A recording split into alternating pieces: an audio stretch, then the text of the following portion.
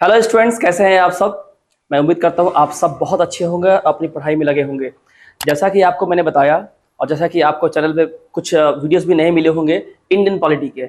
जी हाँ, जैसा हमने कहा था, हमारे एकेडमी से इंडियन पॉलिटी की वीडियोस अब मिलनी शुरू हो गई है, जो आपके WBSSC अपर प्राइमरी टेट के सिलेबस में बिल्कुल दिया हुआ और एग्जैक्टली जो उन्होंने सिलेबस प्रोवाइड किया है, स्ट्रिक्टली हम लोग उसी को फॉलो करते हुए वीडियोस पे वीडियोस बनाते जा रहे हैं। और बहुत जल्दी ही लगभग 8 से 9 लेसन है इंडियन पॉलिटी में, हम इन्हें खत्म कर देंगे लगभग एक हफ्ते के अंदर और सारी वीडियोस आपको अवेलेबल हो जाएंगी। आज तीसरी वीडियो बन रही है इंडियन पॉलिटी की, क्योंकि पहली video the preamble and the constitution of India बन चुकी है, दूसरी पार्लियामेंट्री फॉर्म ऑफ गवर्नमेंट बन चुकी है, तीसरी आज जो हम बनाने जा रहे हैं यह स्टेट गवर्नमेंट। जी हाँ, जो स्टेट एग्जीक्यूटिव है और इसके बाद हम लोग यूनियन एग्जीक्यूटिव में जाएंगे। तो जो स्टेट एग्जीक्यूटिव की वीडियो है आज ये बन रही है और यहाँ हम लोग स्टेट गवर्नमेंट के पास state legislature, Vidhan Sabha and Vidhan Parishad, governor, chief minister and council of ministers, इन सब के बारे में हम लोग डिटेल से पढ़ेंगे, क्योंकि ये आपके सिलेबस में बिल्कुल दिया हुआ है। वीडियो अगर अच्छी लगे और ऐसे भी काबिल एकेडमी के यूट्यूब चैनल को आप सब्सक्राइब कर सकते हैं, लाइक शेयर कमेंट कर सकते हैं और आप बता सकते हैं बेल नोटिफिकेशन प्रेस करके, आपको नोटिफिकेशन मिल जाएगी। वीडियो हम लोग शुरू करते हैं। तो हम लोग को पढ़ना है स्टेट गवर्नमेंट। देखिए, स्टेट गवर्नमेंट यानी कि राज्य की सरकार, यानी आप जिस राज्य में रहते हैं, अगर आप पश्चिम बंगाल राज्य में रहते हैं तो यहाँ की लेजिस्लेचर, एग्जीक्यूटिव और जुडिशरी, इन सब के बारे में आपको जानना बहुत जरूरी है। जहां तक स्टेट गवर्नमेंट का सवाल है, तो स्टेट गवर्नमेंट में सबसे पहले हम लोग आज में दो चीजों को कवर करेंगे। पहला है हमारा एग्जीक्यूटिव, दूसरा है हमारा लेजिस्लेचर और तीसरा है जुडिशरी। स्टेट गवर्नमेंट के ये तीन हिस्से हैं, ठीक है। जहां तक एग्जीक्यूटिव का सवाल है, तो इसके अंदर सबसे सबसे जो टॉप मोस्ट एग्जीक्यूटिव है वो है गवर्नर, उसके बाद उनके अंदर आते हैं चीफ मिनिस्टर और काउंसिल ऑफ मिनिस्टर। जहां तक लेजिस्लेचर का सवाल है, जो लॉ मेकिंग बॉडी है, उसमें अगर मान लीजिए राज्य में दो तरह के हाउस होते हैं, एक या तो बाई कैमरल, एक या तो यूनिकैमरल। बाई कैमरल अगर है तो वहां 2 हाउसेस मिलेंगे, एक lower house, upper house. Lower house यानी विधानसभा, जैसा कि आप देख सकते हैं, यानी कि लेजिस्लेटिव असेंबली कहते हैं, LS कहते हैं, और एक अपर हाउस यानी कि लेजिस्लेटिव काउंसिल यानी कि विधान परिषद कहते हैं। जुडिशरी की बात करें तो न्यायपालिका में हाई कोर्ट, हाई कोर्ट के अंदर डिस्ट्रिक्ट कोर्ट और उसके अंदर अदर कोर्ट्स या ट्रिब्यूनल कोर्ट्स आते हैं, सेशन कोर्ट्स आते हैं। तो ये एक स्टेट गवर्नमेंट का एक छोटा सा समराइज वर्जन है कि हमें आखिरी चैप्टर में पढ़ना क्या है। तो ये बहुत इंपॉर्टेंट है, इसे हमें पढ़ना होगा और समझना भी होगा। उसके पहले मैं राजेश सर आप सबका स्वागत करता हूं मेरे काबिल एकेडमी के यूट्यूब प्लेटफॉर्म में। चलिए इस वीडियो को हम लोग शुरू करते हैं और आगे बढ़ते हैं स्टेट गवर्नमेंट के बारे में। देखिए, स्टेट के बारे में जानने से पहले आपको जानना होगा कि हमारे देश में जितने भी अभी तक स्टेट्स हुए हैं, अभी तक 28 राज्य और 6 केंद्र शासित प्रदेश यानी कि यूनियन टेरिटरीज अभी अवेलेबल है अप टू डेट। इंडिया जो फॉर्मेशन ऑफ स्टेट्स है और जो यूनियन टेरिटरी है, ये जो आप अभी नक्शा अपने आप देख रहे हैं, इसकी मोबाइल से एक फोटो ले ले, तस्वीर ले ले। यहाँ पे आपको जो भी राज्य बने हैं उस राज्य के नीचे उसके बनने की तिथि, समय यानी तारीख, महीना और साल दिया हुआ है और हर चीज को डिटेल से बताया गया है कौन सा राज्य की लोकेशन कहाँ पे है। जम्मू कश्मीर 31 अक्टूबर 2019, लद्दाख 31 अक्टूबर 2019, हिमाचल प्रदेश 25 जनवरी 1971, चंडीगढ़ 1 नवंबर 1966 और इस तरह से सब कुछ दिया हुआ है। हमारा पश्चिम बंगाल भी है 1 नवंबर 1956, तो ये सब कुछ दिया हुआ है। आंध्र प्रदेश की बात करें तो 1 नवंबर 1956 ये हमें दिया हुआ है, ठीक है। तो यहाँ पे हम देखेंगे और समझेंगे चीजों को। ये हमारा मैप है, ये आप देख ले अच्छे से। इसके बाद यहाँ पे मैंने आपकी सुविधा के लिए सारे स्टेट्स और उसके कैपिटल को एक जगह इकट्ठा कर दिया है, जहां सारे स्टेट्स के नाम, उसके नीचे लाल रंग में आप वहां जो है उसकी राजधानी को देख सकते हैं और नीचे जो है केंद्र शासित प्रदेश जो है यानी कि जो यूनियन टेरिटरी है वो 8 आप देख सकते हैं, जहां पर दिल्ली का नाम बदल कर दिया गया है the government of NCT of Delhi और इसकी राजधानी भी क्या है, दिल्ली ही है। तो जहां तक जम्मू कश्मीर की बात करें तो समर में इसकी राजधानी श्रीनगर और शीतकाल में यानी कि विंटर में इसकी राजधानी जम्मू हो जाती है, सबको पता है, MCQ के लिए काफी इंपॉर्टेंट है। तो ये मैंने आपके लिए कर दिया है, इसकी भी एक मोबाइल से स्क्रीनशॉट ले ले तो आपको मिल जाएगा, ताकि आपके पास एक हैंड टू हैंड रहे। कहाँ आप खोजें गूगल में, मैंने आपको निकाल दिया यहाँ से। आगे देखते हैं। देखिए, why do we need a state government. सबसे पहले हमें तो पढ़ना पड़ेगा कि आखिर हमें एक स्टेट गवर्नमेंट यानी कि राज्य सरकार की जरूरत क्या है। हमें ये जो स्टेट गवर्नमेंट के बारे में पढ़ना है, ये हमें पढ़ना है 152 से लेके 162, ठीक है, जहां पे हम लोग स्टेट गवर्नमेंट, स्टेट की परिभाषा और गवर्नर के पूरे डिटेल्स को इस आर्टिकल में कवर करेंगे, ठीक है। और ये आता है हमारा पार्ट 6 में। किसमें आता है? संविधान के पार्ट 6 में आता है, ठीक है। आर्टिकल 152 जो है वो स्टेट की डेफिनेशन देता है कि a politically organised society is called a state और अ नेशन। सो इंडिया क्या है? एक बहुत बड़ा देश है जिसका टेरिटोरियल जो ज्यूरिसडिक्शन है, जो सीमा है, इतनी विशाल है और यहाँ पे रहने वाले जितने भी लोग हैं, उनके रिलीजन्स, उनके लैंग्वेज, उनके कल्चर इतने डाइवर्स और इतने विभिन्नताएं हैं उसके अंदर। लोग अलग अलग जगह से बिलोंग करते हैं, उनकी सांस्कृतिक परंपराएं, उनकी विचारधाराएं, उनकी सोच बिल्कुल अलग अलग है। वो अलग अलग बहुत सारी बहुभाषी लोग हैं, अलग अलग भाषाएं बोलने वाले जनजाति, आदिवासी जनजाति, अलग अलग जनजाति के लोग हमारे देश में रहते हैं। अलग अलग उनका जन्म स्थान है, उनकी परंपराएं, उनके रिलीजन, धार्मिक भावनाएं भी अलग अलग है। ऐसे में इन सब को संभालना एक कंट्री के लिए, इतने बड़े कंट्री को संभालना एक सिंगल गवर्नमेंट के लिए पॉसिबल नहीं है। इसलिए हमारा देश का जो ढांचा है वो संघीय ढांचा है, फेडरल स्ट्रक्चर है। यानी हमारे देश को सेंटर और स्टेट में पावर को decentralisation of democracy, decentralisation of power किया गया है, यानी कि शक्तियों का विकेंद्रीकरण किया गया है। यानी केंद्र के लिए संभव नहीं है कि इतने बड़े देश का शासन अच्छे चलाने के लिए एक सिंगल गवर्नमेंट काफी है। इसलिए अलग अलग स्टेट और राज्य को उनके सीमाओं में बांटा गया, यानी देश के कई टुकड़े किए गए, उसे राज्य में यानी कि प्रोविंसेस में बांटा गया और उस राज्य के चलाने के लिए वहां पे एग्जीक्यूटिव, लेजिस्लेचर और जुडिशरी बनाई गई ताकि अपने राज्य का पूरा कार्यभार वो राज्य संभाले, उसकी पूरी जिम्मेदारी है। हाँ, इसके लिए जो केंद्र की सरकार है, जो केंद्र की एग्जीक्यूटिव है, जो केंद्र का लेजिस्लेचर है, जुडिशरी है, वो उसमें जरूर हेल्प कर सकता है जब ये हेल्प मांगा जाएगा। और नहीं भी मांगा जाए तो बहुत सारी परिस्थितियां ऐसी होती हैं जब केंद्र सरकार राज्य सरकार की मदद करती है, ग्रांट्स देती है, बहुत सारे अनुदान देती है।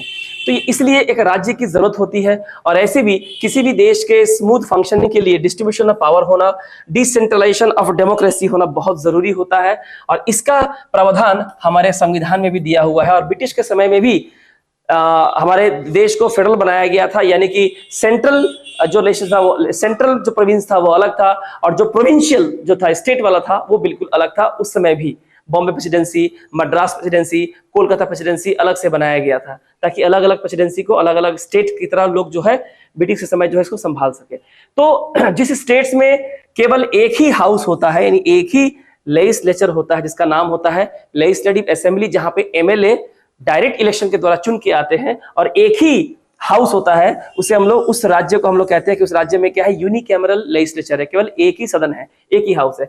लेकिन स्टेट जहां दो हाउसेस देखने को मिलते हैं उसे बाईकैमरल लेजिस्लेचर कहते हैं, यानी कि एक लेजिस्लेटिव असेंबली और एक होता है लेजिस्लेटिव काउंसिल, यानी विधानसभा और विधान परिषद। लेकिन अगर यूनिकैमरल है, एक ही है, तो वहां पर विधानसभा ही मिलेगा, यानी कि लेजिस्लेटिव असेंबली मिलेगी। जो लेजिस्लेटिव असेंबली है, विधानसभा है, उसे लोअर हाउस, पॉपुलर हाउस या हाउस ऑफ पीपल कहते हैं, क्योंकि यहाँ के एमएलए चुन के आते हैं वो अपने, जिनके द्वारा वो चुन के आए हैं उनका, यानी कि जनता का प्रतिनिधित्व करते हैं। और जो लेजिस्लेटिव काउंसिल होता है उसे विधान परिषद कहते हैं, इसे हम लोग अपर हाउस कहते हैं। ठीक है, जो एमएलए से ही, किसी एमएलए से ही लोगों को चुन के विधान परिषद में भेजा जाता है। ठीक है, तो आर्टिकल 52 जो है स्टेट की डेफिनेशन देता है, और आर्टिकल 152 से लेकर 62 तक हम लोग स्टेट के बारे में पूरा पढ़ेंगे। आगे देखते हैं। सबसे पहला जो इसका एग्जीक्यूटिव है वो है हमारे राज्यपाल, यानी कि गवर्नर। तो सबसे पहले हम गवर्नर के क्वालिफिकेशन को देखेंगे। तो गवर्नर की क्वालिफिकेशन जो है आर्टिकल नंबर 157 में आती है। मैंने क्या किया है, मैंने एक स्लाइड बनाया है जहां पे सारे आर्टिकल को मैंने इकट्ठे रख दिया है। इतना डीप में तो लोग सवाल नहीं पूछते हैं एग्जाम में, लेकिन फिर मैंने दे दिया है कि अगर ऐसा कोइंसिडेंस हो जाए और आपसे आर्टिकल के बारे में पूछ लिया जाए तो आपके पास भी ये रहेगा। सो गवर्नर की क्वालिफिकेशंस की अगर हम बात करें तो आर्टिकल नंबर 157 में गवर्नर बनने की, राज्यपाल बनने के लिए जो जरूरी आवश्यकताएं हैं, जो योग्यता है, वो है कि सबसे पहले वो भारत का नागरिक होना चाहिए, कम से कम उसकी उम्र 35 साल होनी चाहिए, और उसके पास किसी भी तरह का ऑफिस ऑफ प्रॉफिट उसके टेन्योर के समय नहीं होना चाहिए, यानी कि वो ना तो कोई गवर्नमेंट वर्कर हो, ना ही कोई पब्लिक सर्विस हो, है ना, यानी कहीं भी उसके पास किसी तरह की ऑफिस ऑफ प्रॉफिट का मामला ना हो जहां से वो कमा रहा हो, सैलरी ले रहा हो।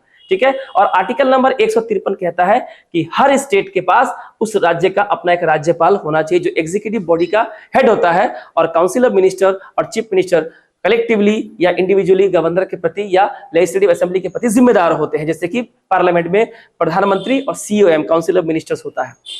ठीक है, किसी भी स्टेट का गवर्नर जो है वो राष्ट्रपति के द्वारा नियुक्त किया जाता है। इसके आर्टिकल्स मैंने बाद में दे दिए हैं, यानी इनका जो अपॉइंटमेंट है वो हमारे देश के राष्ट्रपति कहते हैं। और एक गवर्नर एक बार चुन लिए जाने के बाद दोबारा जितना भी चाहे, उसमें कोई बार नहीं है, आप दोबारा री इलेक्शन के लिए आ सकते हैं और दोबारा चुने जाने के लिए आप बिल्कुल भी योग्य माने जाएंगे, यानी जितनी बार चाहें आप राज्य के राज्यपाल या अलग अलग राज्य के राज्यपाल बन सकते हैं। इसका मतलब यह है कि गवर्नर का ये इलेक्ट नहीं होते, यानी इनका इलेक्शन नहीं होता, बल्कि इनको अपॉइंट किया जाता है, और इनकी अपॉइंटिंग अथॉरिटी कौन है, राष्ट्रपति, यानी कि प्रेसिडेंट है। एक बात यहां ध्यान देने वाली यह है कि कोई भी व्यक्ति अगर मान लीजिए आइदर हाउस ऑफ पार्लियामेंट, यानी पार्लियामेंट के लोकसभा या राज्यसभा में से किसी एक का अगर मेंबर हो या ना हो, लेकिन राज्य के लेजिस्लेटिव असेंबली यानी विधानसभा या लेजिस्लेटिव काउंसिल विधान परिषद का मेंबर हो, या राष्ट्रीय स्तर पे या राज्य के स्तर पे मंत्रिमंडल में मंत्री के पद पे हो, या मंत्रिमंडल में मंत्री का उसको पद मिला हो या मिनिस्टर हो, तो एक बार अगर उसी में से किसी एक व्यक्ति को अगर गवर्नर की तरह उसे अपॉइंट किया जाता है, तो जिस दिन वो गवर्नर बनेगा, वो ना तो अगर वो पार्लियामेंट में लोकसभा या राज्यसभा का सदस्य है तो उसकी सदस्यता चली जाएगी, सीज हो जाएगा, या अगर वो लेजिस्लेटिव असेंबली या काउंसिल स्टेट का सदस्य है तो वो भी चली जाएगी, या अगर वो मंत्री पद पे है तो वो भी नहीं रहेगा, क्योंकि उसके पास किसी भी तरह का ऑफिस ऑफ प्रॉफिट नहीं होना चाहिए और किसी भी हाउस का मेंबर वो नहीं होना चाहिए। ये बात ध्यान रखिएगा। गवर्नर का जो अपॉइंटमेंट मैंने बता दिया, ऐसे तो 5 साल के लिए होता है, लेकिन वो प्रेसिडेंट के pleasure, during the pleasure of the president जो है वो ऑफिस में एज अ गवर्नर बने रह सकते हैं, लेकिन एज अ रूल 5 साल के लिए उनका अपॉइंटमेंट होता है। ठीक है, आगे देखते हैं। देखिए, जहां तक पावर्स, पोजीशन और रोल की बात है एक गवर्नर की, इसकी चर्चा हम लोग एग्जीक्यूटिव पावर की चर्चा जो हम लोग करते हैं आर्टिकल नंबर 154 में करते हैं। एग्जीक्यूटिव पावर जो है, एग्जीक्यूटिव पावर में कार्यपालिका शक्ति क्या होती है? चीफ मिनिस्टर को अपॉइंट किया जाता है गवर्नर के द्वारा, यानी कि राज्य में जो पार्टी जनता के द्वारा चुनकर यूनिवर्सल एडल्ट फ्रेंचाइज के द्वारा वोट पाकर मेजोरिटी पार्टी राज्य में बनती है, गवर्नर उन्हें आमंत्रित करते हैं कि वो आके सरकार बनाए। जो मेजोरिटी पार्टी की सरकार बनती है, उनका जो लीडर होता है उसे चीफ मिनिस्टर, और उनके अंदर जो मंत्रिमंडल होता है उसे काउंसिल ऑफ मिनिस्टर कहते हैं। और चीफ मिनिस्टर का अपॉइंटमेंट का जो एग्जीक्यूटिव पावर है वो एकदम राज्यपाल है, राज्यपाल ही इन्हें नियुक्त करते हैं, इन्हें शपथ दिलाते हैं। इसके बाद सीएम यानी कि जो चीफ मिनिस्टर हो, जब मुख्यमंत्री होता है, जो मेजोरिटी पार्टी का लीडर होता है, इन्हीं के एड एंड एडवाइस पे उनके मंत्रिमंडल का, जो मंत्रिमंडल है मंत्रियों का भी अपॉइंटमेंट होता है, उन्हें भी शपथ दिलाई जाती है। आपने देखा होगा दिल्ली में भी जब आम आदमी पार्टी की स्थापना हुई थी, गवर्नर ने, या किसी भी राज्य में हो, वहां के गवर्नर जो है, वहां के मुख्यमंत्री और उनके जो मंत्रिमंडल होते हैं उनको शपथ दिलाया जाता है। इसके बाद चीफ मिनिस्टर के ही एड एंड एडवाइस पे मंत्रियों के अंदर पोर्टफोलियो बांटा जाता है, ये किस मंत्री के अंदर कौन सा मंत्रालय जाएगा। यानी बहुत सारे मंत्रालय हैं, डिफेंस है, एजुकेशन है, लॉ है, हेल्थ है, पब्लिक एंड वर्क्स डिपार्टमेंट है, पीडब्ल्यूडी है, बहुत सारे डिपार्टमेंट है, तो किसको कौन सा पोर्टफोलियो डिस्ट्रीब्यूट होगा, ये भी सीएम के एड एंड एडवाइस पे एलोकेट करने का एग्जीक्यूटिव पावर गवर्नर के पास होता है। एडवोकेट जनरल है ना, और स्टेट पब्लिक सर्विस कमीशन, हर स्टेट में public service commission civil servant को चुनने के लिए स्टेट की पब्लिक सर्विस कमीशन बनाई जाती है, जो आपको पता होगा गवर्नमेंट ऑफ इंडिया 1990 से ही शुरू हुआ था। तो इसमें एडवोकेट जनरल को भी नियुक्त करने का और स्टेट पब्लिक सर्विस कमीशन के चेयरमैन मेंबर्स को नियुक्त करने का भी अपॉइंटमेंट का एग्जीक्यूटिव पावर गवर्नर को है। और हाई कोर्ट के जजेस को छोड़ के जितने भी जजेस होते हैं, यानी कि जो ट्रिब्यूनल कोर्ट्स हैं, सेशन कोर्ट्स हैं, उनके जजेस की नियुक्ति भी गवर्नर के द्वारा ही, राज्यपाल के द्वारा ही होती है। अगर हम लेजिस्लेटिव पावर यानी कि लॉ मेकिंग पावर या लेजिस्लेटिव असेंबली और लेजिस्लेटिव काउंसिल, विधानसभा और विधान परिषद, इन्हें कहते हैं लेजिस्लेचर, जहां कानून बनते हैं, तो यहां भी गवर्नर को बहुत सारे पावर्स होते हैं। सबसे पहला है कि जो स्टेट लेजिस्लेचर का जो लेजिस्लेटिव असेंबली यानी विधान परिषद या लेजिस्लेटिव काउंसिल यानी कि विधानसभा, लेजिस्लेटिव काउंसिल की विधान परिषद जो है, इनकी जो मीटिंग होती है, ठीक है, इस मीटिंग को समन करना, अप्रूव करने का काम भी हमारे राज्यपाल जी का ही है, वही प्रिसाइड करते हैं। स्टेट की लेजिस्लेटिव असेंबली यानी कि विधानसभा, जहां एमएलए जो चुन के आते हैं, इलेक्शन होके आते हैं, बैठते हैं, इन्हें डिसॉल्व करने का अधिकार council of ministers headed by जिनका नेता होता है चीफ मिनिस्टर। तो इनके एड एंड एडवाइस पे अगर गवर्नर को ये कहा जाता है कि आप लोकसभा, आप जो है विधानसभा को भंग कर दीजिए, तो जो गवर्नर जो है ऐसा कर सकते हैं, बट उनको भी राष्ट्रपति से एक बार इसका सलाह मशवरा करना पड़ता है।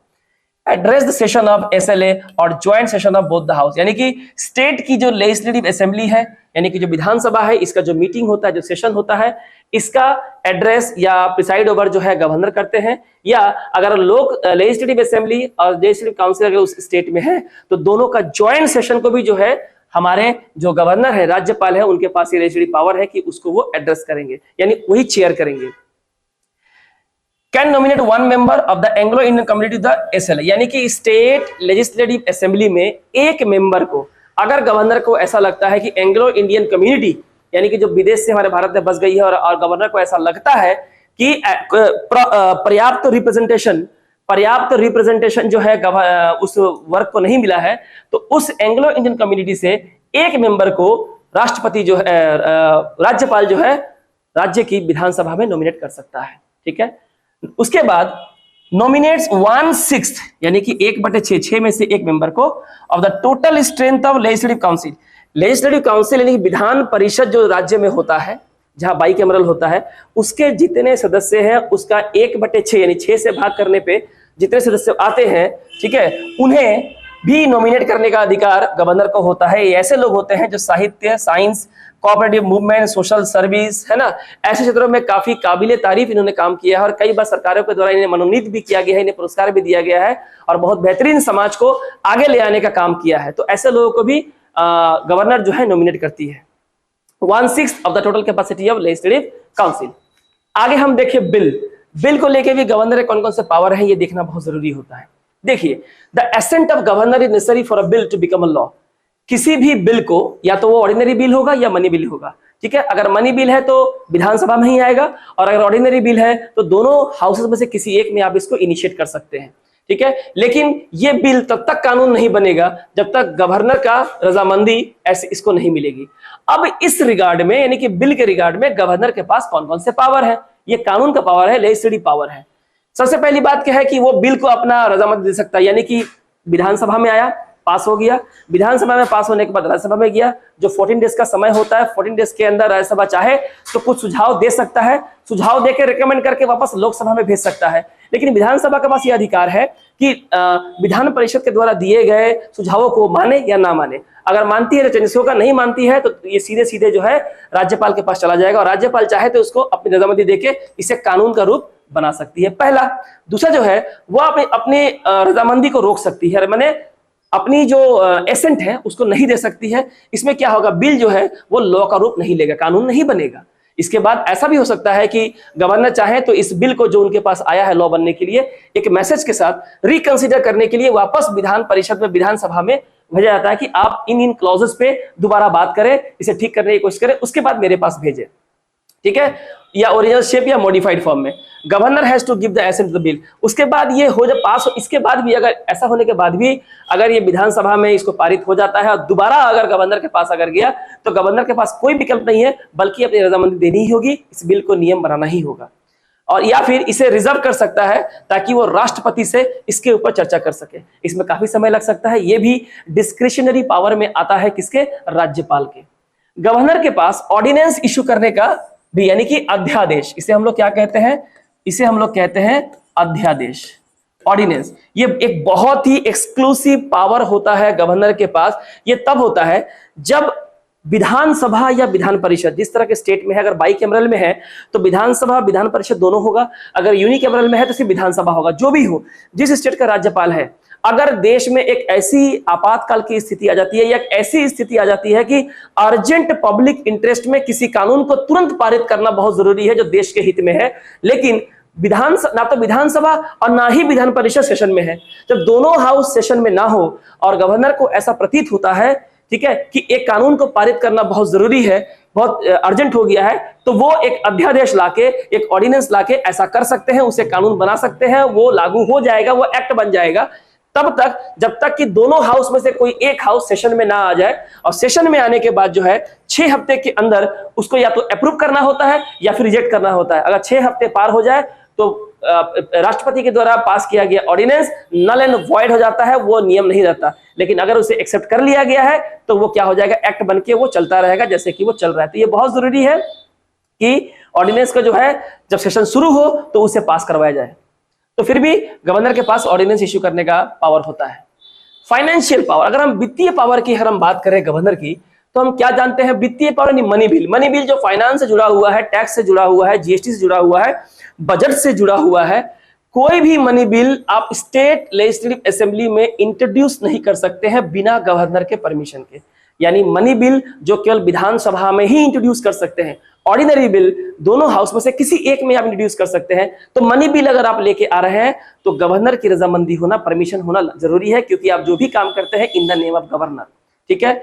उसके बाद जो एनुअल एंड सप्लीमेंट्री बजट्स होते हैं जो कि असेंबली में इंट्रोड्यूस होते हैं, ये भी गवर्नर के नाम पे ही आपको इंट्रोड्यूस करना पड़ता है, इनका परमिशन लेना आपको जरूरी है।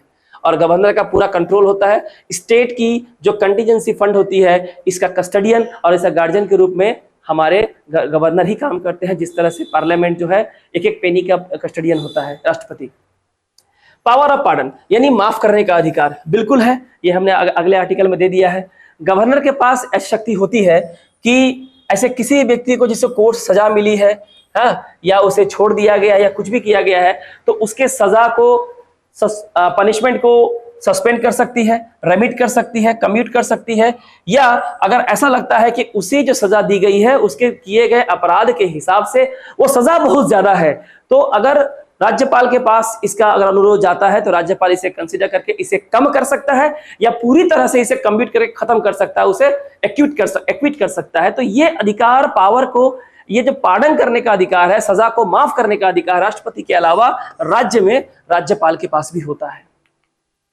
डिस्क्रिशनरी पावर, जैसा कि मैंने कहा कि ऑर्डिनेंस लाने का अधिकार, ये एक डिस्क्रिशनरी पावर है जो राज्यपाल जो है, जो ऐसा लगता है कि अगर दोनों हाउस, विधानसभा और विधान परिषद अगर सेशन में ना हो तो एक ऑर्डिनेंस लाके राज्यपाल एक नियम लागू कर सकते हैं जब उन्हें ऐसा लगता है कि इस नियम को पारित करना देश के हित में है और बहुत जल्दी है, लेकिन हाउस सेशन में नहीं है तो बिल आने में लेट हो जाएगी, तो देरी हो सकती है। ठीक है, तो कभी भी राज्य में अगर राज्य की संवैधानिक मशीनरी अगर फेल हो जाती है, लोग अगर संविधान के खिलाफ अगर काम करने लगते हैं, तो इस पे राज्यपाल जो है राष्ट्रपति को चिट्ठी लिख के 356 नंबर आर्टिकल को लगा के इमरजेंसी में राष्ट्रपति शासन के लिए राज्यपाल जो है कह सकता है। अगर राष्ट्रपति शासन लग जाता है तो सरकार गिर जाएगी और राष्ट्रपति की तरफ से गवर्नर ही उस राज्य का सारा कार्यभार संभालेगा। और अगर ऐसा होता है, चूंकि वहां की जो लेजिस्लेचर है वो भी भंग हो जाएगी, सरकार भी भंग हो जाएगी, तो पार्लियामेंट यानी कि राज्यसभा, लोकसभा जो है, पार्लियामेंट जो है उस स्टेट की सारे लॉ, कानून के नियम को अपने हाथ में लेके उसको चलाएगी। तो यहां भी इसका डिस्क्रिशनरी पावर है। इसके बाद जो मैंने कहा आर्टिकल नंबर 356, राष्ट्रपति शासन लगा सकते हैं। तो ऐसा कोई सिचुएशन हो ही सकता है जहां गवर्नर जो है एक बिल को राष्ट्रपति से कंसीडर करने के लिए अपने पास रख सकता है। तो जो भी ऐसा काम जो गवर्नर के अपनी कार्यशक्ति और क्षमता के अंदर आता है और उसका उपयोग करते हैं, उसे डिस्क्रिशनरी पावर हम कहते हैं। ठीक है, तो देखिए यहां मैंने सारे आर्टिकल को क्या किया है, एक जगह इकट्ठा कर दिया है। जो देख सकते हैं कि article number 152 definition of state है। 53 में एक स्टेट का गवर्नर होना चाहिए, एक गवर्नर एक स्टेट का या दो से अधिक स्टेट का भी एक ही गवर्नर हो सकता है। ठीक है, आर्टिकल नंबर 54 में है एग्जीक्यूटिव पावर। 55 में है अपॉइंटमेंट ऑफ गवर्नर, जो राष्ट्रपति के द्वारा होता है।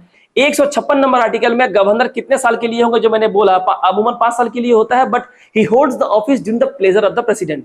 ठीक है, 157 और आर्टिकल में हम क्वालिफिकेशन और अपॉइंटमेंट एज अ गवर्नर की बात करते हैं। 158 में कंडीशन ऑफ गवर्नर ऑफिस की बात करते हैं। 59 में उनके शपथ की बात करते हैं। 60 में जो है discharge of the functions of the governor in certain contingencies, यानी कि जो डिस्क्रिशनरी पावर है, जो ऑर्डिनेंस है। 161 में power of governor to grant pardons, जो अभी हमने कहा power of pardon 161 number article में आता है। सस्पेंड, रेमिट और commute sentences in certain cases. और आर्टिकल नंबर 162 में आता है extent of executive power of state, यानी कि राज्य में जो गवर्नर है या जो स्टेट है उसका एग्जीक्यूटिव पावर की सीमा कितनी है, कहां तक काम कर सकते हैं। तो ये मैंने लिख दिया ताकि आपके एग्जाम में अगर एमसीक्यू में कुछ क्वेश्चन आते हैं तो आप यहां से रेफर कर सकते हैं। अब आते हैं chief minister and council of minister, ये कि मुख्यमंत्री और जो मंत्रिमंडल है। यहां पे हम रोक रहे हैं, हाँ क्यों रोक रहा है, डेस्कटॉप खोलो, इसको नीचे करो, इसको नीचे करो ना, ये मैंने बंद करो ना इसको, हाँ इसे खोलो। एक ही वीडियो 3 पार्ट में बना है क्योंकि लाइन चला गया था, सब कट गया था। ठीक है, तो दिया 20, 22, 23, 20 का लास्ट में काटना पड़ेगा, 22 का भी लास्ट में कुछ काटना पड़ेगा, शुरू में कुछ काटना पड़ेगा, कुछ आवाज निकल गया, तो इसमें तीनों मिला के एक आपके कोर्स के सिलेबस के कान में लगा लो, कान में। कैसे है और ये कैसे वर्क करती है, ये क्यों है, तो हाँ ये तीसरा वीडियो है, ये तीनों मिला के एक वीडियो, ये तीनों मिला के एक वीडियो। लाइन चला गया ना 2 बार, पूरा ही चला गया, इतना लोड नहीं लिया ना। ये दूसरा है जो मना लिया तुम, जो तब नहीं था यहाँ पे, खाना खा के आया, हम वीडियो बनाया, और अभी ये तीसरा वीडियो बना रहा है। तो अब हम लोग देखते हैं chief minister and council of ministers. तो सबसे पहला जो यहाँ पे सवाल है कि how is government formed in A state, एक राज्य में आखिर सरकार बनती कैसे है। देखिए, after the election of legislative assembly, the political party whose MLAs won more than half the number of constituencies in a state is said to be in a majority and has the first right to form the government of the state। देखिए, सबसे पहले समझिए कि एक राज्य को कई सारे छोटे छोटे एरियाज में बांटा जाता है, क्षेत्रों में बांटा जाता है, जिसे पॉलिटिकल लैंग्वेज में उस राज्य की कॉन्स्टिट्यूएंसी कहते हैं। क्या कहते हैं, कॉन्स्टिट्यूएंसी कहते हैं। और उतने ही कॉन्स्टिट्यूएंसी होते हैं जितने चुनाव में खड़े होने वाले उम्मीदवार होते हैं, यानी एमएलएज होते हैं। तो हर एमएलए उस अपने स्टेट के अपने कॉन्स्टिट्यूएंसी से खड़ा होता है। जैसे पश्चिम बंगाल में मैं इस वक्त जिस वहां पे हूं, यहाँ हमारे कॉन्स्टिट्यूएंसी का नाम है 11 ST Kalchini ST 11 ST Kalchini constituency का नाम है, ठीक है ना। ये एसटी यानी यहाँ पे रिजर्व कैटेगरी है, यानी यहां से जो एमएलए खड़ा होगा, क्योंकि वो पता है कि रिजर्व कैटेगरी का है, तो जनरल ओबीसी एससी खड़ा नहीं हो सकता। जो कैंडिडेट खड़ा होगा उसे एसटी ही होना पड़ेगा, लेकिन इसको वोट सारे कैटेगरी के लोग जो है दे सकते हैं। तो याद रखिए उसे कॉन्स्टिट्यूएंसी कहते हैं। एक कॉन्स्टिट्यूएंसी में एक या एक से अधिक डिस्ट्रिक्ट को कवर किया जा सकता है हमेशा, ठीक है। डिपेंड करता है कितना बड़ा एरिया है, जितने एमएलए होंगे उतने कॉन्स्टिट्यूएंसीज होंगे। तो यहाँ पे जितनी सीट्स है, मान लीजिए कि राज्य में टोटल कॉन्स्टिट्यूएंसी 100 है, 100 एमएलए खड़े होंगे, तो जिस पार्टी को 50 से ज्यादा यानी कम से कम 51 कॉन्स्टिट्यूएंसीज में उनके एमएलए जीत के आएंगे, मेजोरिटी में आएंगे, उसी मेजोरिटी पार्टी का सरकार उस राज्य में बनेगा और उसके लीडर को हम लोग चीफ मिनिस्टर कहते हैं, और उसके अंदर जो मंत्रिमंडल होता है उसे काउंसिल ऑफ मिनिस्टर्स कहते हैं, ठीक है। और याद रखिए अगर किसी सिंगल पार्टी को क्लियर मेजोरिटी अगर नहीं मिला है, तो गठबंधन की सरकार यानी कि वो पार्टी अपने विपक्ष की जो पार्टी से कम वोट मिला है उसके साथ गठबंधन करके मंत्रिमंडल के पोर्टफोलियो को बात कर, जो कि अपने ऊपर कंप्रोमाइज के ऊपर होता है, एडजस्ट करते हैं, उसके ऊपर करके गठबंधन की सरकार बना सकते हैं। लेकिन अगर ऐसा नहीं हुआ तो सरकार गिर जाएगी, फिर से इलेक्शन होगा, ठीक है। और जो मेजोरिटी पार्टी का जो लीडर होता है उसे हम लोग चीफ मिनिस्टर कहते हैं, ठीक है। और इसे गवर्नर के द्वारा ही अपॉइंट किया जाता है, जो कि मैंने बताया। चीफ मिनिस्टर बनने की क्या क्राइटेरिया है कि भारत का नागरिक होना चाहिए, 25 साल की उम्र होनी चाहिए, और आइदर हाउस यानी कि या तो विधानसभा या विधान परिषद में दोनों में से किसी एक हाउस का मेंबर होना चाहिए, ठीक है। आपको और नहीं, अगर ऐसा नहीं है तो चीफ मिनिस्टर बनने के बाद 6 महीने के अंदर ही उसे किसी न किसी हाउस का मेंबर बनना होगा। पश्चिम बंगाल का एग्जांपल ले ले। पश्चिम बंगाल में जब इलेक्शन हुआ था तो ममता बनर्जी अपनी ही सीट हार गई थी, लेकिन फिर भी इनकी पार्टी जो है सत्ता में आई और ये सीएम बनी। लेकिन सीएम बनने के बाद भी इनके पास अब तो विधानसभा का पश्चिम बंगाल में यूनिकैमरल है, बाइकैमरल हट गया, यानी सिर्फ विधानसभा है, तो विधानसभा का इनको मेंबर बनना ही पड़ेगा। उसके लिए 6 महीने का समय होता है, और ये दूसरे कॉन्स्टिट्यूएंसी से लड़कर वहां से जीत के आ गई, विधानसभा का सदस्य बन गई, आराम से मुख्यमंत्री बन गई। तो ये बहुत जरूरी होता है मुख्यमंत्री के लिए कि विधानसभा या विधान परिषद किसी एक में से किसी एक हाउस का मेंबर हो।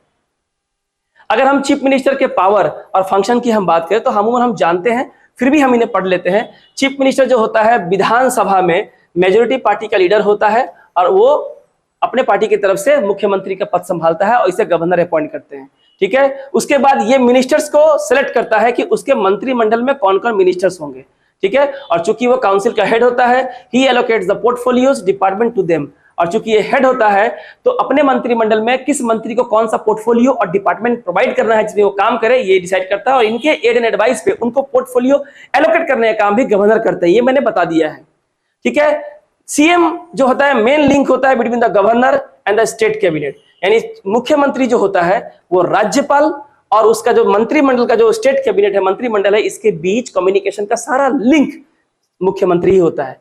Governor exercise all his functions on the advice of the chief minister, यानी गवर्नर अपने जो भी एग्जीक्यूटिव काम करता है वो चीफ मिनिस्टर और काउंसिल ऑफ मिनिस्टर के एड एंड एडवाइस पे ही करता है, ठीक है। It is a duty to communicate the governor all decisions of the council of minister, यानी कि मुख्यमंत्री का ये काम है कि उसके मंत्रिमंडल में अलग अलग जो पोर्टफोलियो बांटे गए, डिपार्टमेंट बांटे गए, उसमें उन्होंने कैसा काम किया, इसकी सारी जानकारी रिटन में राज्यपाल को देना, उन्हें बताना बिल्कुल जरूरी होता है। ये एक प्रोटोकॉल है, डेकोरम है ऑफिस चलाने का। As the chief spokesman of the state government, चूंकि स्टेट गवर्नमेंट का मुख्य वक्ता मुख्यमंत्री ही होता है, सारे इंपोर्टेंट अनाउंसमेंट जो है on behalf of government is made by him.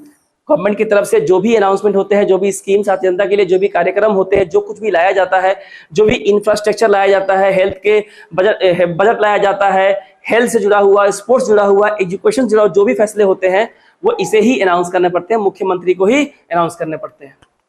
अगर फंक्शन में और भी है, the policies and workings of the different ministers are monitored and coded by him, he summons and presides over the meetings of council minister, यानी उसके जो मंत्रिमंडल में जितने मंत्री हैं उनके सारे कामों को तालमेल बैठाना, उन्हें मॉनिटर करना, चेक एंड बैलेंस करना मुख्यमंत्री का काम है। उसके मीटिंग को प्रिसाइड करना भी मुख्यमंत्री का काम है, ठीक है। गवर्नर जो है दूसरे मंत्री को हटा सकते हैं चीफ मिनिस्टर के एड एंड एडवाइस पे, या चीफ मिनिस्टर अगर चाहे तो अपने पोर्टफोलियो को दोबारा रीशफल कर सकते हैं। उन्हें लगता है कि किसी को जो पोर्टफोलियो दिया गया है उसको वो ठीक से काम नहीं किया है तो उसे चेंज किया जा सकता है या उसे हटाया भी जा सकता है, ठीक है।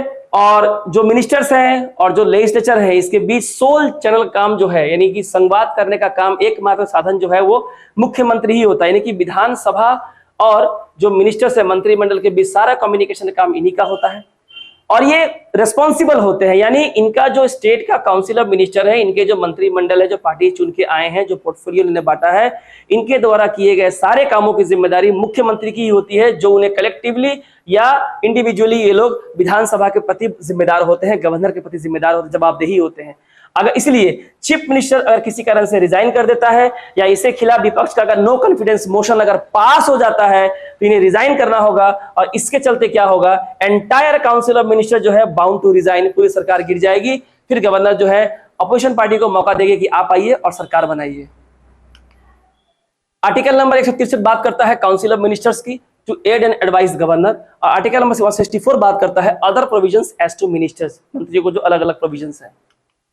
अब आते हैं हम लोग स्टेट की लेजिस्लेचर में, ठीक है। तो यहां पे हम लोग क्या देखते हैं, लेजिस्लेचर के दो पार्ट होते हैं, एक बाइकैमरल, एक यूनिकैमरल। यानी अभी तक केवल 7 ही स्टेट ऐसे हैं जहां पे बाइकैमरल लेजिस्लेचर है, बाकी सब जगह यूनिकैमरल है। पश्चिम बंगाल में था लेकिन हट गया, लेकिन जम्मू कश्मीर में बाइकैमरल है, विधानसभा भी है, विधान परिषद भी है। तो जो विधान परिषद है उसे हम लोग अपर हाउस यानी कि लेजिस्लेटिव काउंसिल कहते हैं, ब्रिटिश की देन है।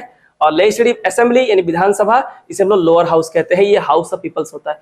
थोड़ा इनके बारे में हम लोग जान लेते हैं, ठीक है। इस सबसे पहले इसकी संख्या, यानी कि जो विधानसभा है, यहाँ मेंबर की संख्या 500 से ज्यादा नहीं होनी चाहिए और 60 से कम भी नहीं होना चाहिए, ये प्रावधान है। लेकिन अगर हम गोवा को देखें तो गोवा चूंकि पॉपुलेशन वाइज बहुत छोटा राज्य है, क्योंकि देखिए यहाँ पे किस पार्टी का कितने हो गए ये पॉपुलेशन के ऊपर डिपेंड करता है। तो गोवा की चूंकि पॉपुलेशन बहुत कम है, यहाँ से केवल 40 मेंबर ही विधानसभा के मेंबर बन के आ सकते हैं, जबकि मिनिमम कितना है, 60 है। तो ये भी प्रावधान है। लेकिन वहीं अगर हम उत्तर प्रदेश की बात करें, जहां से उत्तरांचल वगैरह को अलग 2 में अलग करने के बाद भी अभी भी ये बहुत बड़ा राज्य है, यहाँ से 403 सांसद चुन के विधानसभा में आते हैं। तो सबसे कम गोवा और सबसे ज्यादा जो है हम देख सकते हैं उत्तर प्रदेश से आता है, ठीक है। इसके बाद अगर आप विधानसभा के मेंबर बनना चाहते हैं तो भारत के नागरिक होने के अलावा 25 साल आपकी उम्र होनी चाहिए, वोटर लिस्ट में आपका नाम होना चाहिए, आपके पास कोई ऑफिस ऑफ प्रॉफिट या गवर्नमेंट सर्विस नहीं होना चाहिए, आप कोई सरकारी नौकर ना हो, इस बात को ध्यान रखें, ठीक है। इसके अलावा अगर हम विधानसभा की बात करें तो विधानसभा जो है परमानेंट बॉडी नहीं है, लेकिन अपर हाउस विधान परिषद एक परमानेंट बॉडी है, इसे डिसॉल्व नहीं कर सकते। लेकिन नेशनल इमरजेंसी यानी कि जब 352 नंबर आर्टिकल में राष्ट्रीय आपातकाल की स्थिति होती है तो पार्लियामेंट जो है वो लेजिस्लेटिव असेंबली के कार्यकाल को 1 साल के लिए आगे बढ़ा सकता है, इलेक्शन को टाल सकता है, क्योंकि देश में आपातकाल की स्थिति है। उस समय तो आप इलेक्शन नहीं करवा सकते, तो उस समय पार्लियामेंट चाहे तो विधानसभा के कार्यकाल को 1 साल के लिए बढ़ा सकता है, लेकिन जब तक इमरजेंसी हो। लेकिन अगर इमरजेंसी हट जाती है तो 6 महीने से अधिक ये एक्सटेंशन नहीं रहेगा और 6 महीने के अंदर इलेक्शन करके आपको नई पार्टी या नया सरकार आपको देना होगा। तो विधानसभा का जो प्रिसाइडिंग ऑफिसर होता है, जैसे हमने पार्लियामेंट में देखा, स्पीकर होता है और डेप्यूटी स्पीकर होता है, जो उसी के विधानसभा के मेंबर में से चुन के आता है। और वही विधानसभा के सारे काम, प्रिसाइडिंग या उसके मीटिंग, उसके question hour, 0 hour, bills, money bill, सबको वही सब कुछ देखता है। जो हमने पार्लियामेंट में पढ़ा वही यहाँ भी है, सेम, एकदम सेम है। तो यहाँ पे हम देख सकते हैं कि स्पीकर, तो इन्हें वोट देने का अधिकार नहीं होता, लेकिन ये वोट कब दे सकते हैं, जब there is a tie. Tie मतलब किसी बिल को लेके, किसी रेजोल्यूशन को लेके फेवर में और अगेंस्ट में सेम वोट पड़ते हैं तो डेडलॉक की स्थिति पैदा होती है। इस डेडलॉक की स्थिति को अगर नहीं हटाया गया तो बिल अटक जाएगा और बिल पास नहीं होगा तो उस राज्य में देश की जनता जो है काफी प्रॉब्लम होगी, उनको वो सुविधाएं नहीं मिलेंगी जिनके लिए आपको चुन के विधानसभा में भेजा गया था। तो इस टाई को ब्रेक करने के लिए स्पीकर को यह अधिकार है कि वो टाई के समय वोट कर सकती है और उनसे उम्मीद की जाती है कि वो किसी भी पार्टी के हो, लेकिन वो स्पीकर है, इम्पार्शियलिटी और अपने विवेक का इस्तेमाल करके सही जगह उनको वोट दे, डेडलॉक को तोड़े और बिल को पास या फिर उसको रिजेक्ट करे। अब देखते हैं हम विधान परिषद। विधान परिषद क्या है, परमानेंट हाउस है, इसे डिसॉल्व नहीं कर सकते। और अगर आप इस विधान परिषद का मेंबर बनना चाहते हैं तो भारत के नागरिक होने के अलावा 30 साल की उम्र, स्टेट के वोटर लिस्ट में आपका नाम और आपके पास कोई सरकारी नौकरी या ऑफिस ऑफ प्रॉफिट नहीं होना चाहिए, ठीक है। अब हम लोग यहाँ ये देखते हैं कि यहाँ के जो मेंबर हैं, इसके बारे में थोड़ा देखिए। इस काउंसिल का जो 1/3 मेंबर होता है, 3 में से 1 मेंबर जो होता है, ये विधानसभा यानी कि एमएलए के द्वारा इलेक्ट होके आता है, क्योंकि इनकी इलेक्शंस नहीं होते। इनडायरेक्टली एमएलए ही अपने में से मेंबर को चुन के विधान परिषद के मेंबर बनाते हैं। उसके बाद अगला 1/3 जो होता है विधान परिषद का मेंबर, इसे उस इलेक्टोरेट से चुना जाता है जिस इलेक्टोरेट में म्युनिसिपैलिटी, डिस्ट्रिक्ट बोर्ड और दूसरे लोकल बॉडी जो है शामिल होते हैं, उसके द्वारा चुना जाता है। इसके बाद 1/12 हिस्सा यानी कि 12 में से 1 मेंबर को जो है ऐसे इलेक्टोरेट से चुना जाता है जिसमें वो ग्रेजुएट्स हैं स्टेट के जो कम से कम 3 साल तक ग्रेजुएशन उन्होंने कोर्स कर रखा है। उनके इलेक्टोरेट से बने गए सदस्य से 12 में से 1 मेंबर को चुना जाता है। इसके बाद 1/12 जो है मेंबर को जो है ऐसे इलेक्टोरेट से चुना जाता है जिसमें वो शिक्षक हैं जो कम से कम सेकेंडरी स्कूल या हायर सेकेंडरी स्कूल टीचर है और जिन्हें कम से कम 3 साल का अनुभव है। ठीक है, और जो बाकी जो बच जाता है यानी अबाउट 1/6 जो बच जाता है मेंबर को नॉमिनेट करती है गवर्नर। कहां से? ऐसे लोग जिनको बहुत ही खास नॉलेज, स्किल और एक्सपर्टीज है लिटरेचर में, साइंस में, आर्ट्स में, कोऑपरेटिव मूवमेंट में या सोशल सर्विस में, जिन्होंने काबिल तारीफ काम किया है। ऐसे लोग, ऐसे 1/6 लोग, बचे हुए 1/6 लोगों को गवर्नर अपॉइंट करती है। मुझे लगता है आपको एकदम क्लियर हो गया होगा। आगे देखते हैं कि ये जो लेजिस्लेटिव काउंसिल होता है, इसका चेयरमैन जो होता है वही इसका प्रिसाइडिंग ऑफिसर होता है। तो the presiding officer of the Vidhan Parishad यानी कि लेजिस्लेटिव काउंसिल जो होता है उसे हम लोग चेयरमैन नाम जानते हैं। और ये विधान परिषद के मेंबर में से ही किसी को चुना जाता है जो इसका चेयरमैन बनता है। और विधान परिषद का जो भी काम होता है, मीटिंग्स होते हैं, प्रोसीडिंग्स होता है, बिल आता है, कोई मोशन आएगा, रेजोल्यूशन आएगा, वो उन्हीं के नाम से आएगा, उनके परमिशन से ही आएगा। वो डिसाइड करेंगे कि वो बिल है कि नहीं। अगर है या रेजोल्यूशन है तो उसे वोट के लिए या उस पर बहस के लिए, डेलिब्रेशंस के लिए जो चेयरमैन होता है वो सदन में रखेगा, उसे वोटिंग कराएगा, उसे बहस करवाएगा, मंत्रिमंडल से उसके सवालों का जवाब लेगा। ये सारे काम जो है विधान परिषद के चेयरमैन करते हैं। जहां तक sessions of the state legislature की बात है, the state legislature meets eight twice a year, साल में कम से कम 2 बार जो स्टेट लेजिस्लेचर है, विधानसभा या विधान परिषद, कम से कम साल में 2 बार ये मीट करते हैं, इनका सेशन होता है।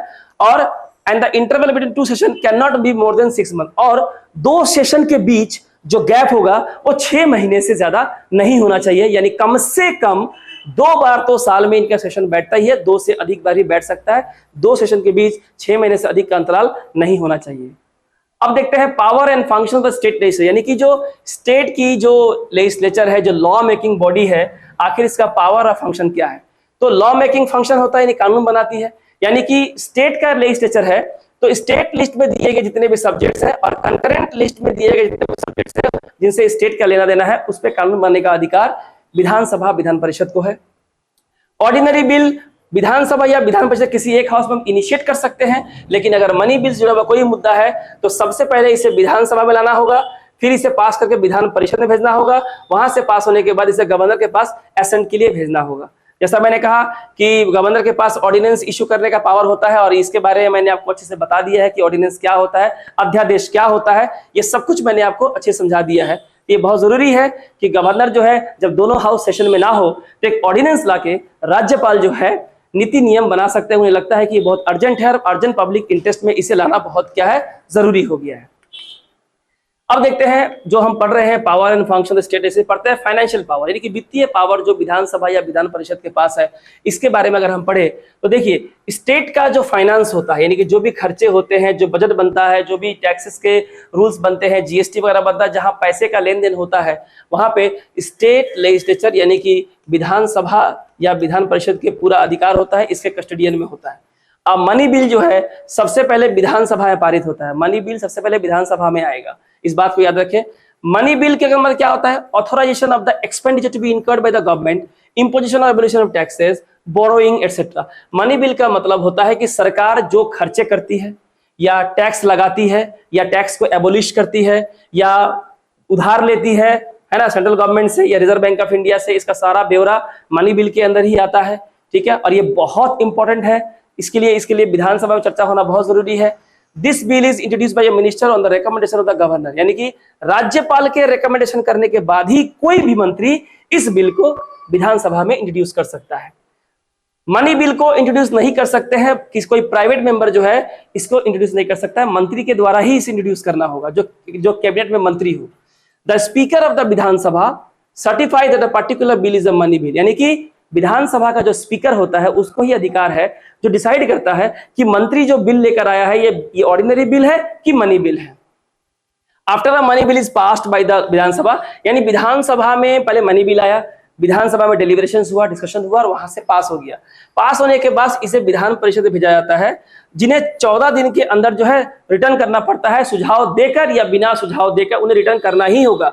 वो सुझाव अगर देते हैं तो विधानसभा का अपना पावर होता है कि वो उसे एक्सेप्ट कर भी सकता है, उसे नहीं भी कर सकता है। कर लिया तो ठीक, नहीं किया तो मान लिया जाता है कि दोनों हाउस से पास हो गया है और फाइनल रजामंदी के लिए गवर्नर के पास इसे एसेंट के लिए भेज देना पड़ता है।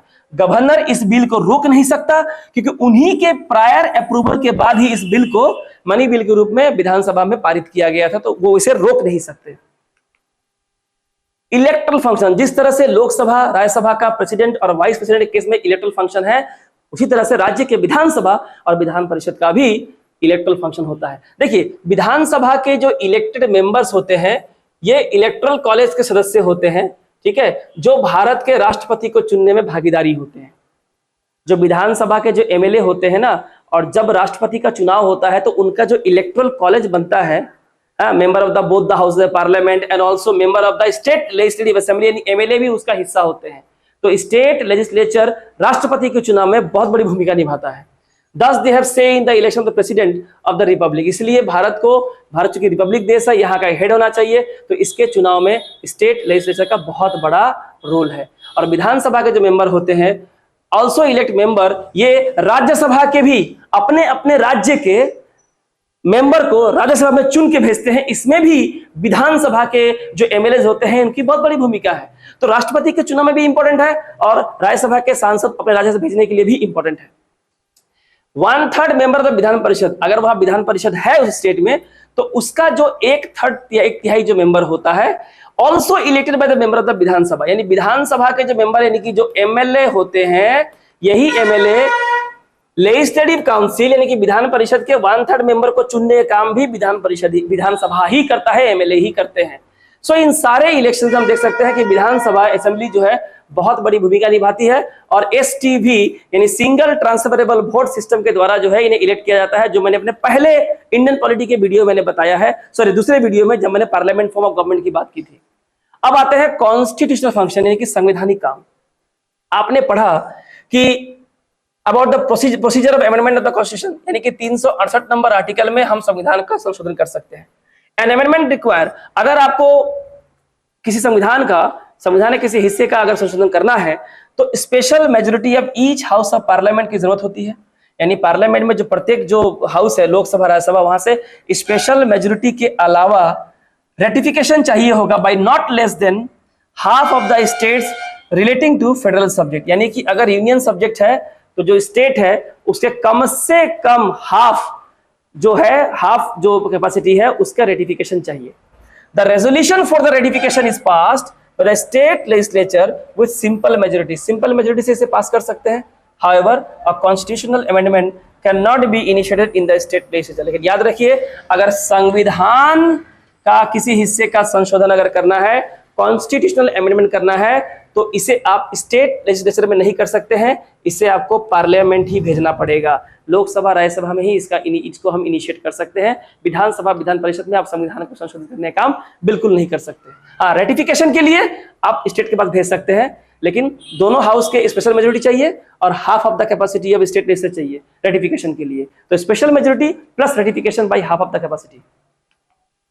यहां मैंने सारे आर्टिकल को लिख दिया है। 164 में है other provisions as to ministers, 169 में है एबोलिशन और creation of legislative council in the states, 70 में है composition of the legislative assembly, 71 में है composition of the legislative council, 172 में है ड्यूरेशन ऑफ स्टेट लेजिस्लेचर, 173 में है qualification for membership of the state legislature, 174 sessions of the state legislature, prorogation and dissolution, 175 deals with right of governor to address and send messages to the house or houses, 176 special address by the governor, and 177 rights of ministers and advocate general as respects the houses। तो ये सारे article मैंने इसे लिखे हैं ताकि इसको आप रीड करें, नोट्स कर ले, एग्जाम में बहुत काम आएंगे। ये वीडियो होती है यहाँ पे खत्म। वीडियो अगर आपको अच्छी लगी हो तो प्लीज काबिल एकेडमी यूट्यूब चैनल पे जाएं, इस चैनल को सब्सक्राइब कर ले। हम नए हैं लेकिन वीडियो आपको हम बार बार दे रहे हैं ताकि आपके एग्जाम्स की तैयारी हो सके, पूरी तैयारी करवाते हैं। सब्सक्राइब कर ले, लाइक शेयर कमेंट करें, बेल नोटिफिकेशन प्रेस करें ताकि वीडियो आपको लगातार मिलती रहे, कोई वीडियो आप मिस ना करें। और एक बात और है कि WBSSC अपर प्राइमरी के कोर्स जल्दी ही खत्म हो जाएगी। ऐप पे सारे वीडियोस आपको मिलेंगे। जिन लोगों ने ऐप से कोर्स परचेस किया है उनको मॉक टेस्ट, पूरे के पूरे मॉक टेस्ट फ्री में दिए जा रहे हैं, पीडीएफ्स वगैरह दिए जा रहे हैं, स्टडी मटेरियल दिए जा रहे हैं, स्टडी असाइनमेंट देना मैंने शुरू किया, उनके आंसर्स देना मैंने शुरू किया है। और ऐप पे सारे वीडियोस जा रहे हैं। यूट्यूब पे सारे वीडियोस अवेलेबल नहीं हो पाएंगे, लेकिन ऐप पे आप जाके एक ही जगह पे सारे वीडियोस आपको सीरियली आपको मिल जाएंगे, चैप्टर वाइज, फोल्डर वाइज, हर चीज आपको मिलेगा, जो आप आसानी से बार बार जितने चाहे उतनी बार देख सकते हैं, नोट्स बना सकते हैं और अपनी पढ़ाई जारी रख सकते हैं। और अपने आपको टेस्ट करने के लिए उसी कोर्स के साथ जो मैंने बैच बनाया है, WBSSC अपर प्राइमरी टेट का बैच बनाया है, जो free of cost mock test है, जिससे आपको कहीं से नहीं खरीदना पड़ेगा पैसे देके, उसी कोर्स के साथ है। उसका मजा भी आप ले सकते हैं और अपने आप को टेस्ट कर सकते हैं कि आपने थ्योरी में जो पढ़ा आपने MCQ में कितना अच्छा किया। मिलते हैं आपसे अगली वीडियो में। Thank you.